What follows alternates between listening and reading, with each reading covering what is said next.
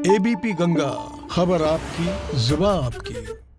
हरिद्वार से जहां पर महंत ऋषिश्वरानंद ने बड़ा बयान दिया है। उनका बयान है मेले को लेकर सरकार प्रशासन में तालमेल नहीं है। यह बयान दिया है महंत ऋषिश्वरानंद महाराज ने और उन्होंने कहा है कि मेले को लेकर सरकार में और प्रशासन में तालमेल नहीं है। संतों के टेंटों और मेला नोटिफिकेशन को लेकर यह बयान उन्होंने दिया कि तालमेल की कमी है। कुंभ मेले को रोका गया तो फिर बड़ा आंदोलन होगा। चेतन ज्योति आश्रम के अध्यक्ष हैं महंत ऋषिश्वरानंद और संत सड़कों पर आएंगे तो किसान आंदोलन से भी बड़ा आंदोलन होगा। चेतावनी दी है कि अगर संत आ जाते हैं सड़कों पर तो कृषि आंदोलन का विरोध कर रहे किसानों से ज्यादा संख्या हो जाएगी संतों की, क्योंकि टेंटों का मेला नोटिफिकेशन को लेकर ये उनका बयान है कि कार्य अभी तक पूरे नहीं हो पाए हैं। दूसरा, समन्वय नहीं है, सरकार और प्रशासन के बीच में कोई तालमेल नहीं है। इस खबर पर हमारे संवाददाता पंकज राणा हमारे साथ जुड़ गए हैं। पंकज, यूं तो संतों का विरोध हमने देखा, अखाड़ा परिषद और तमाम दूसरे संत चाहे मुलाकात करना हो सब हुआ है, अपनी नाराजगी वक्त वक्त पर जताए गए हैं, लेकिन अब जो चेतावनी जारी की गई है यह आप दर्शकों को बताएं। देखिए राजीव, ये बहुत बड़ी बात है कि हरिद्वार में महाकुंभ का आयोजन शुरू होने जा रहा है, लेकिन जिस तरह की स्थितियां हैं उसको देखकर ये लग रहा है कि फिलहाल अभी महाकुंभ को लेकर सरकारी की जो तैयारियां हैं वो बड़े स्तर पर नहीं हुई हैं। कई काम आधे अधूरे पड़े हैं। संतों के लिए टेंटों की व्यवस्था की जानी है, कहाँ किस संत का टेंट रहेगा, किस अखाड़े का टेंट रहेगा, ये तमाम चीज़ें होनी है हरिद्वार में जो अभी नहीं पूरी हुई हैं। पार्किंग को लेकर भी कुछ व्यवस्थाएं बनाई जा रही हैं, अस्थायी तौर पर कुछ चीज़ों का निर्माण किया जा रहा है, लेकिन वो अभी आधे अधूरे हैं। 15 फरवरी तक का टाइम लाइन दिया गया है कि उनको पूरा कर दिया जाए, और ये भी माना जा रहा था कि 27 फरवरी से मेले का नोटिफिकेशन भी जारी हो जाएगा, लेकिन ये आगे भी टल सकता है। ऐसे में अब साधु संतों में इसको लेकर बड़ी नाराजगी है। चेतन ज्योति आश्रम के अध्यक्ष हैं ऋषिश्वरानंद जी, वो काफी नाराज भी हैं। उन्होंने एबीपी गंगा पे बात भी कही है कि अगर सरकार कुंभ मेले को लेकर नोटिफिकेशन जारी नहीं करती है और व्यवस्थाएं नहीं बनाती तो इसका एक बड़ा आंदोलन है। हमारे साथ में मौजूद हैं, उनसे हम बातचीत करते हैं। अध्यक्ष जी, किस तरह से आप कहेंगे कि क्योंकि कुंभ का बड़ा आयोजन होगा लेकिन अभी तक सरकार के स्तर पर ना नोटिफिकेशन जारी हुआ और ना ही कुछ चीजें हो रही हैं आगे? देखिए, कुंभ मेला हमेशा सैकड़ों वर्ष की परंपरा रही है कि वह टेंटों में ही बनाया जाता है और वहाँ माँ पतित पावनी गंगा जी के तट पर कैंप की एक व्यवस्था होती है, जिसमें महामंडलेश्वर नगर और जितने भारतवर्ष से ही नहीं अपितु पूरे विश्व के संतों का आगमन होता है और वह अपने कैंपों में अन्य क्षेत्र और आध्यात्मिक कार्यक्रम, सांस्कृतिक कार्यक्रमों का आयोजन होता है। यदि यह कार्यक्रम ही सुनिश्चित नहीं कर पा रही है गवर्नमेंट, तो इस मेले का कोई औचित्य नहीं है और इसमें संतों का बहुत रोष है। संतों का ही नहीं, भारत के जितने भी हमारे लेकिन मैं चाहता हूं कि आप उनसे सवाल जरूर पूछे पंकज की मेला अधिकारी हैं, वो लगातार देख रहे हैं, मुख्यमंत्री कह रहे हैं, दूसरे मिनिस्टर्स कह रहे हैं कि तय वक्त पर काम हो जाएंगे, आप निश्चिंत रहें। ये कहना चाहूंगा, माँ पतित पावनी गंगा जी के तट पर हम लोग बैठे हुए हैं। महाराज जी, पर मेला अधिकारी कह रहे हैं कि काम पूरे हो जाएंगे, मुख्यमंत्री भी कह रहे हैं सारे काम पूरे हो जाएंगे, नोटिफिकेशन भी जारी हो जाएगा, लेकिन आपको क्या लग रहा है, स्थितियां क्या है? कुछ हुआ ही नहीं है अभी तक, फिर भी आपको क्या लग रहा है? देखिए, ये आपकी बात सत्य है कि इस समय कोई भी तैयारियां, ये मैं समझता हूं कि सरकार की और शासन की दोनों का कोई समन्वय नहीं है।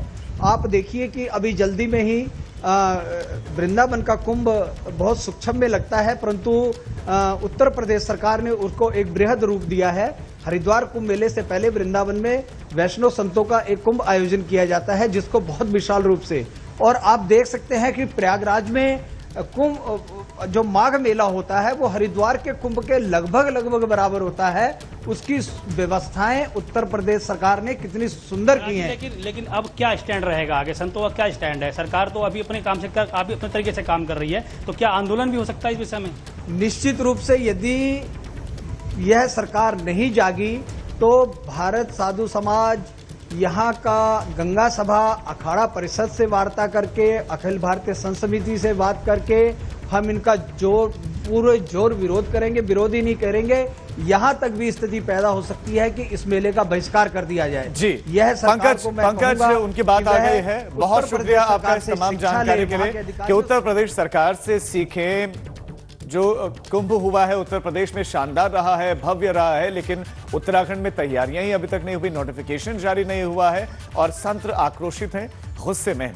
हरिद्वार महाकुंभ के नोटिफिकेशन को लेकर एक बार फिर गंगा सभा के अध्यक्ष प्रदीप झा ने सरकार की मंशा पर सवाल खड़े कर दिए हैं। प्रदीप झा का यह साफ कहना है कि सरकार महाकुंभ को लेकर नोटिफिकेशन भले ही जारी न करे, लेकिन 14 फरवरी से महाकुंभ की शुरुआत हो चुकी है। आपको बता दें, महाकुंभ का नोटिफिकेशन 27 फरवरी से होने की संभावना थी, लेकिन कोरोना की वजह से अब इसे आगे डाला जा सकता है। इसको लेकर संतों और गंगा सभा के सदस्यों में भी आक्रोश है। देखिए, कुंभ तो 14 जनवरी से प्रारंभ हो चुका है। हम लोग धार्मिकता को मानने वाले लोग हैं। हम लोग जो धर्म में आस्था रखने वाले पूरे हिंदुस्तान के ही नहीं, विश्व के जो हिंदू हैं, उनको इस बात का पहले भी आह्वान कर चुके हैं। वर्तमान में आपके चैनल माध्यम को धन्यवाद देते हुए उससे भी करते हैं। और हम सरकार की इस बात से संतुष्ट नहीं हैं कि इसको मेले को सीमित कर दिया जाए। चलिए अब देहरादून का रुख करते हैं, जहां पर सीएम त्रिवेंद्र सिंह रावत गांधी शताब्दी अस्पताल में पहुंचे। इस दौरान सीएम रावत ने अस्पताल के महिला विंग में आईसीयू का लोकार्पण किया। वहीं सीएम रावत ने 108 आपातकालीन सेवा के अंतर्गत आने वाले 132 एम्बुलेंस को रवाना किया। सीएम रावत ने अस्पताल में स्वास्थ्य सुविधाओं का जायजा लिया और अधिकारियों को कई निर्देश भी दिए। देखिए, हमने स्वास्थ्य सेवाओं को बेहतर करेंगे हम, ये हमने प्रदेश की जनता से वायदा किया था। और आप देखेंगे कि अटल आयुष्मान उत्तराखंड योजना एक सार्वभौमिक योजना उत्तराखंड के लिए हमने प्रारंभ की, और जिसमें अभी तक 2,30,000 से अधिक लोगों ने सेवाएं ली हैं। यानी कि 2,32,000 से अधिक लोगों ने अपना इलाज कराया है। और इसमें लगभग 25% लोग ऐसे हैं कि जो गंभीर किस्म की बीमारियों से ग्रसित थे, यानी कि जो जानलेवा जो बीमारियां हो सकती थी। बड़ी खबर देहरादून से, मंत्री परिषद की बैठक शुरू हो गई है। उत्तराखंड सचिवालय में मंत्री परिषद की यह बैठक शुरू हो गई है। इस वक्त की ये बड़ी खबर, ये ब्रेकिंग न्यूज, मंत्री परिषद की अहम बैठक शुरू हो गई है। उत्तराखंड सचिवालय में ही बैठक चल रही है, जिसमें कैबिनेट मंत्री, राज्य मंत्री और राज्य मंत्री स्वतंत्र प्रभार उपस्थित है। तो हरिद्वार महाकुंभ की एसओपी को लेकर मंत्री परिषद की यह बैठक चल रही है। हालांकि आपको बता दें, मुख्यमंत्री की अध्यक्षता में हो रही, जिसमें चिंतन मंथन होगा। उत्तराखंड सचिवालय में यह बैठक चल रही है और कैबिनेट की बैठक भी इसके बाद होनी है। अभी ये जो बैठक है मंत्री परिषद की चल रही है और उसके बाद एक कैबिनेट की बैठक अलग से होगी। मंत्री परिषद की बैठक के बाद कैबिनेट की बैठक भी होनी है, जिसमें कुछ प्रस्ताव रखे जा सकते हैं। बताया जा रहा है कि गैरसैंण को लेकर प्रस्ताव हो सकता है, इसमें जो रखा जा सकता है, जो पास हो सकता है। कुंभ को लेकर भी कुछ प्रस्ताव रखा जा सकता है। 1 से 9 मार्च के बीच में गैरसैंण में बजट सत्र आयोजित होगा, उस पर भी मंथन हो सकता है। इसके साथ साथ शिक्षा, स्वास्थ्य और कई विभागों की नियमावली में संशोधन हो सकता है। रुड़की में खानपुर से बीजेपी विधायक कुंवर प्रणब सिंह चैंपियन ने भी 2022 विधानसभा चुनाव में 2 जगहों से चुनाव लड़ने की इच्छा जाहिर की है। विधायक चैंपियन का कहना है कि जो सीट पार्टी देगी उस सीट पर जीत दर्ज करेंगे और पार्टी को आगे बढ़ाने का काम करेंगे। राम मंदिर निर्माण के लिए 2,26,000 रुपए भी दिए हैं। जो पार्टी कहेगी, हमने अपनी अर्जी लगा दी है कि हम 2 चुनाव लड़ने के इच्छुक हैं। जो सीट हमें पार्टी देगी हम उस पर सहज स्वीकार करके संघर्ष करेंगे और जीत करके देंगे 2 सीट। पुरुषोत्तम श्री राम जी के मंदिर के निर्माणार्थ हमने सपरिवार समर्पण निधि में जो योगदान दिया अपने परिवार का 2,26,000 रुपये। कांग्रेस ने भी उत्तराखंड में होने वाले आगामी विधानसभा चुनाव की तैयारियां तेज कर दी हैं। प्रदेश कांग्रेस ने चुनावी जीत हासिल करने के लिए अब पदाधिकारियों को अहम जिम्मेदारी सौंपी है, जिसे 2022 का रण जीता जा सके।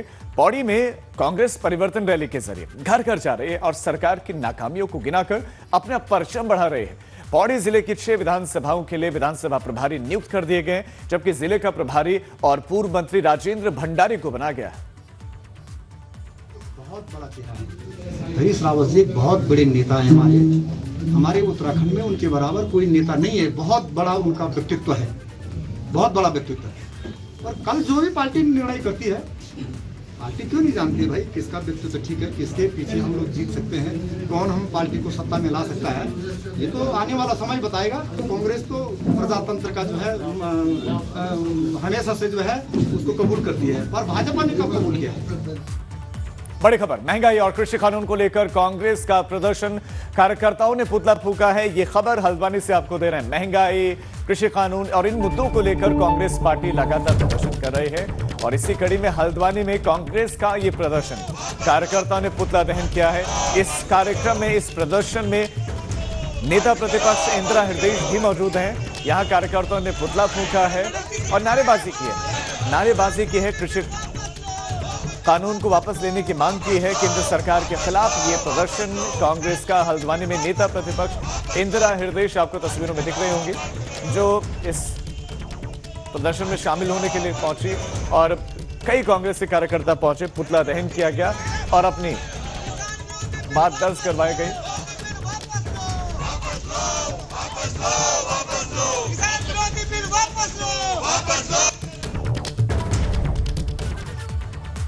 रामनगर में कॉर्बेट टाइगर रिजर्व में पर्यटकों की संख्या पिछले साल की तुलना में बढ़ रही है। लॉकडाउन के बाद अब काफी संख्या में पर्यटक अपने अपने घरों से बाहर निकल रहे हैं। हालांकि पर्यटकों के लिए विशेष इंतजाम किए गए हैं। पर्यटकों की तादाद देखते हुए नया जोन भी खुला है, जिससे लोगों को रोजगार मिल रहा है।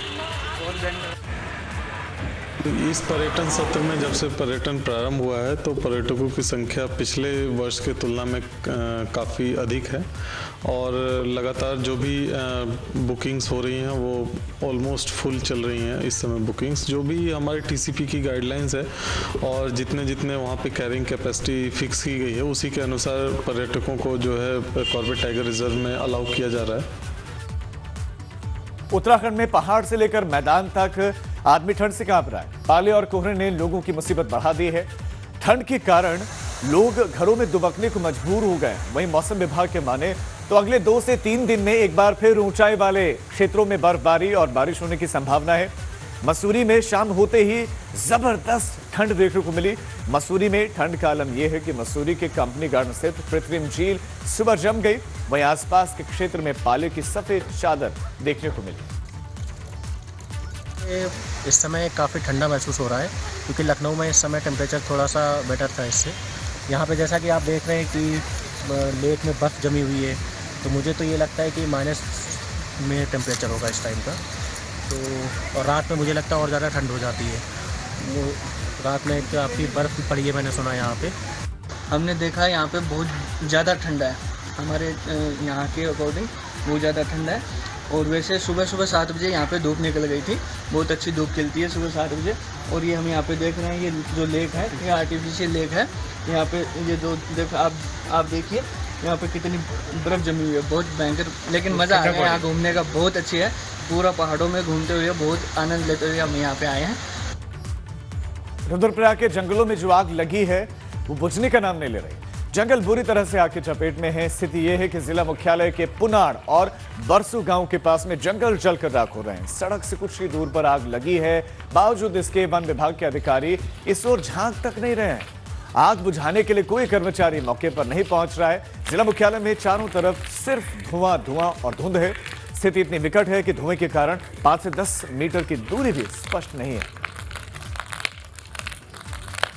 संबंध में डीएफओ से बात हो गई है और उनके द्वारा ये बताया गया है कि जो घटनाएं आज की तारीख में परिलक्षित हो रही हैं वो कंट्रोल्ड फायर की घटनाएं हैं, जो कि एक्चुअली वन विभाग के द्वारा ये कार्य किया जाता है ताकि फ्यूचर में कोई बड़ी वनाग्नि की घटना ना हो। कंट्रोल फायर में जनरली एक छोटी छोटी लाइनें इस प्रकार से कंट्रोल बर्निंग करी जाती है कि जो आपका जो सूखा पिरोल है या जो सूखी झाड़ी है वो समाप्त हो जाए। और बड़कोट के अपर यमुना वन प्रभाग के मुगर संती रेंज के हिमरोल गांव के पास में पिछले 2 दिनों से जंगल में आग लगी है। ये आग फैलती जा रही है।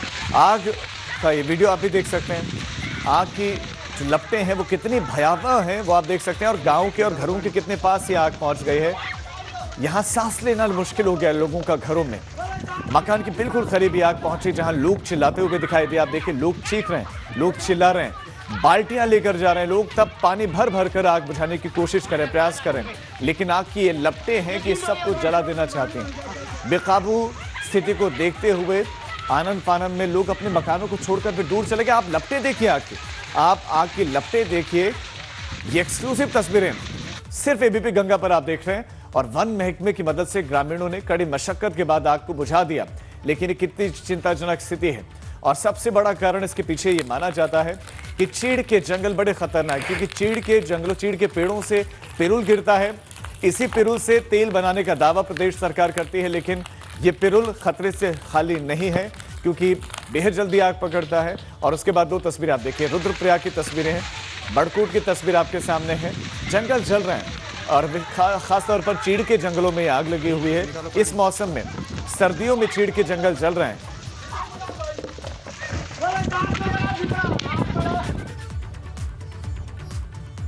खबर बागेश्वर से अब है। यहां पर कांडा तहसील के कपूरी गांव की 8वीं कक्षा में पढ़ने वाले सूरज बोरा ने जिले का नाम रोशन किया है। सूरज बोरा ने सीमित संसाधनों में ही देश के महापुरुषों की कमाल की पेंटिंग बनाई है।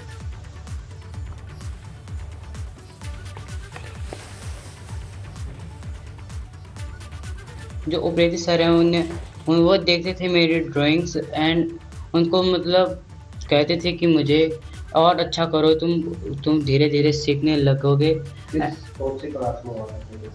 तब 7th में हुआ करता था, अभी 8th में हूँ मैं।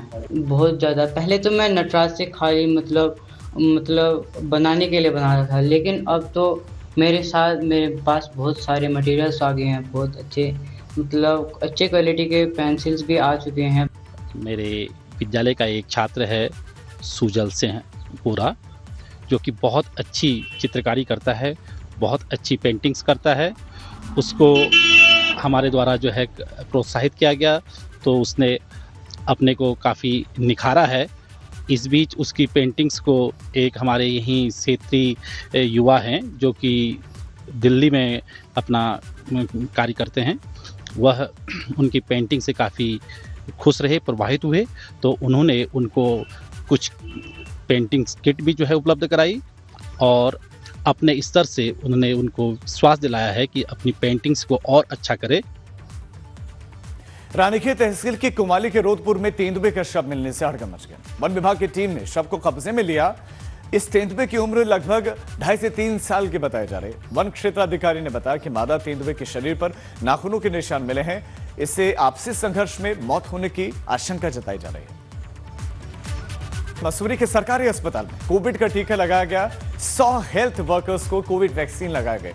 सबसे पहले कोविड-19 इंचार्ज ने कोविड की वैक्सीन लगवाई। टीका लगवाने वाले हेल्थ वर्कर्स ने कहा वैक्सीन लगने के बाद उन्हें किसी तरह की कोई भी दिक्कत नहीं हुई।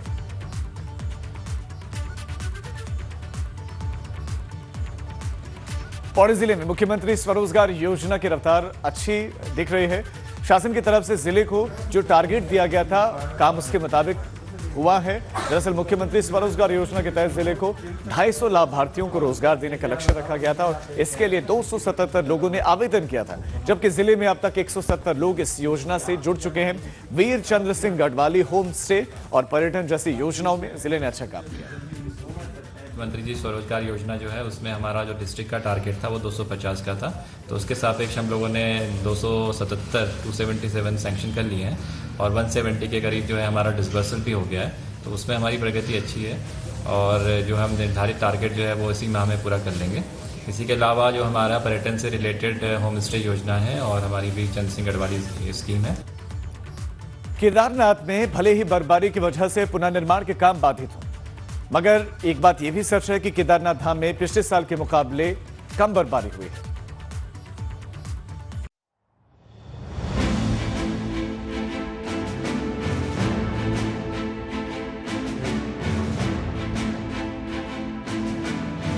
केदारनाथ मार्ग पर ड्रोन से ली गई ये तस्वीरें केदारनाथ घाटी की खूबसूरती बयां कर रही हैं।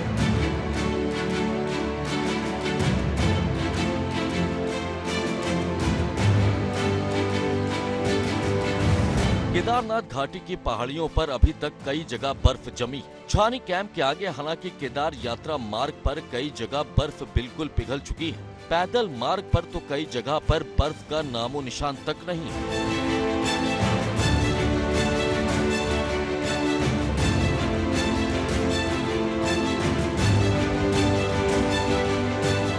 छावनी कैंप के आगे बेस कैंप तक कुछ स्थानों पर पैदल मार्ग पर अभी भी ग्लेशियर जमा हुए हैं। यात्रा मार्ग पर बर्फ सिर्फ बेस कैंप से केदारनाथ मार्ग तक ही है। नवंबर महीने से फरवरी महीने तक केदारनाथ धाम में ज्यादा बर्फबारी होती है। इस दौरान पूरी केदारपुरी बर्फ की मोटी परत से ढक जाती है, लेकिन इस बार केदार मंदिर समेत केदारपुरी में काफी कम बर्फबारी हुई है। केदारनाथ में कुछ स्थानों पर महज 1 फीट तक बर्फ जमी हुई है, जबकि पिछले साल फरवरी महीने में 5 फीट तक यहाँ बर्फ जमी रहती थी।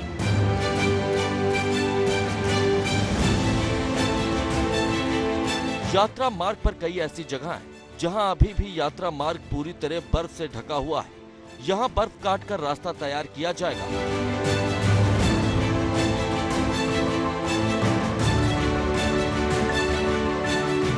प्रशासन भी मौसम पूरी तरह साफ होने का इंतजार कर रहा है ताकि केदार धाम में फिर से पुनर्निर्माण का काम शुरू हो सके। एबीपी गंगा के लिए रुद्रप्रयाग से रोहित डिमरी की रिपोर्ट।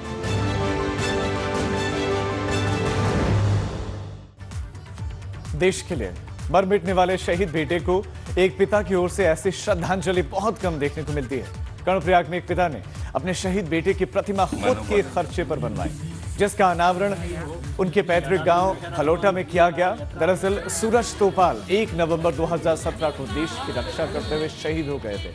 पिता नारायण सिंह तोपाल का कहना है कि प्रतिमा बनवाने का मकसद आने वाली पीढ़ी को शहीद सूरज तोपाल के बलिदान के बारे में बताना है। अब करो में परिवर्तित करो